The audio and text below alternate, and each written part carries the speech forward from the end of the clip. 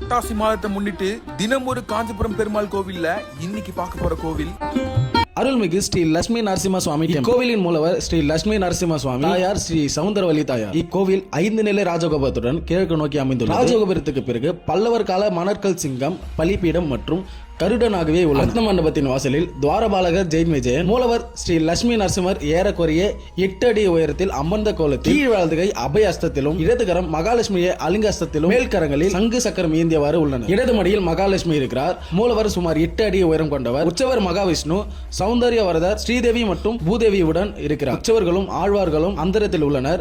ஆஞ்சநேயர், ஆழ்வார்கள், ஆண்டாள் ஆகியோர் மண்டபத்தில் உள்ளனர். தேவ கோஷ்டிடத்தில் மூர்த்திகள் இல்லை. தாயார் ஸ்ரீ சவுந்தரவல்லி தனி கோயிலில் கருவறை மற்றும் பிரதான கோயிலின் வலதுபுறத்தில் அர்த்த மண்டபத்தில் தாயார் அபயவரத அஸ்தத்துடன் அமர்ந்த நிலையில் இருக்கிறார். பிரதான கோயிலில் இடதுபுறத்தில் உற்சவர் மண்டபம் உள்ளது. மூலக்கோவில் பரமேஸ்வர பல்லவரால் பல்லவ காலத்தை சேர்ந்தது என்றும் விஜயநகர காலத்தில் இது விரிவாக்கப்பட்டது என்றும் நம்பப்படுகிறது. முதல் படையெடுப்பின் போது காஞ்சிபுரம் வரதராஜ பெருமாள் உற்சவர் பாதுகாப்பு கருதி இக்கோயிலுக்கு அழைத்து வரப்பட்டதாக நம்பப்படுகிறது. இந்த 2 கோவில்களுக்கும் இடையே தோண்டப்பட்ட ஒரு சுரங்கப்பாதை வழியாக மேலும் இக்கோவிலின் வரதராஜரின் உற்சவர் சுமார் 1 வருடம் வழிபட்டதாக நம்பப்படுகிறது. வரதராஜ பெருமானின் திருமஞ்சனத்துக்கு கலையோர கிணற்றிலிருந்து ராமானுஜ தண்ணி எடுத்து சென்றதாக நம்பப்படுகிறது. இந்த கோயில் எங்க இருக்குன்னு பாத்தீங்கன்னா காஞ்சிபுரம் செவிலிமேடு பகுதியில் தாங்க இருக்கு. இந்த மாதிரி மேலும் தகவலை தெரிஞ்சுக்க காஞ்சி 360 பேஜை ஃபாலோ பண்ணிக்கோ.